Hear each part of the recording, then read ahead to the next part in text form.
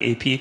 As far as I know, I was the first staffer to erase information from a story because we were threatened by Hamas, which happened at the very end of 2008. We had a great reporter in Gaza, a Palestinian, who had always been really an excellent reporter. We had a detail in a story. The detail was a crucial one. It was that Hamas fighters were dressed as civilians and were being counted as civilians in the death toll.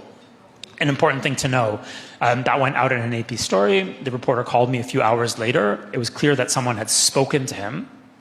And he told me, I was on the desk in Jerusalem, so I was kind of writing the story from the main bureau in Jerusalem. And he said, Mati, you have to take that detail out of the story.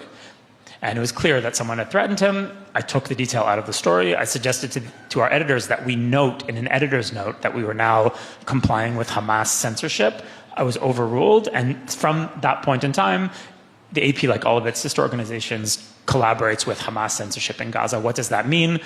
You'll see a lot of dead civilians and you won't see dead militants. You won't have a clear idea of what the Hamas military strategy is. And this is the kicker, the center of the coverage will be a number, a casualty number that is provided to the press by something called the Gaza Health Ministry, which is Hamas. And we've been doing that since 2008.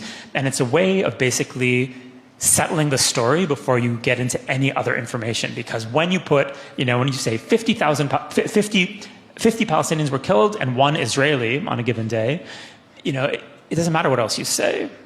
The numbers kind of tell their own story, and it's a way of kind of settling the story with something that sounds like a concrete statistic, and the statistic is being, given to us by one of the combatant sides. But because the reporters sympathize with that side, they're happy to play along. So since 2008, certainly since 2014, when we had another serious war in Gaza, the press has not been covering in Gaza. The press has been essentially an amplifier for one of the most poisonous ideologies on earth. Hamas has figured out how to make the press amplify its messaging rather than covering Hamas. There are no Western reporters in Gaza.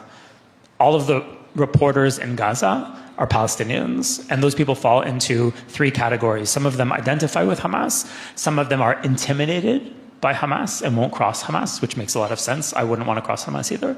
And the third category is people who actually belong to Hamas. That's where the information from Gaza is coming from. And if you're credulous, then of course you're going to get a story that makes Israel look pretty bad.